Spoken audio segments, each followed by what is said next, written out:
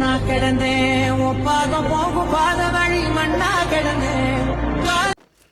இன்னமும் old players எல்லாருமே old free fire நினச்சி ஃபீல் பண்ணிக்கிட்டு தான் இருக்காங்களாமா.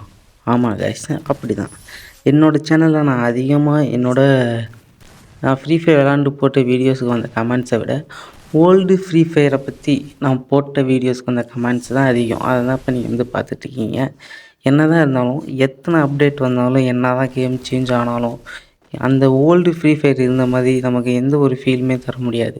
ஏன்னா என்ன ஒரு சோகமாக இருந்தாலும் அந்த ஃப்ரீ ஃபயர் விளாடும்போது நமக்கு அவ்வளோ ரிலாக்ஸாக இருக்கும். அப்படிப்பட்ட ஒரு ஃப்ரீ ஃபயரை தான் நம்ம என்ன பண்ணிகிட்ருக்கோம், மிஸ் பண்ணிகிட்ருக்குறோம்.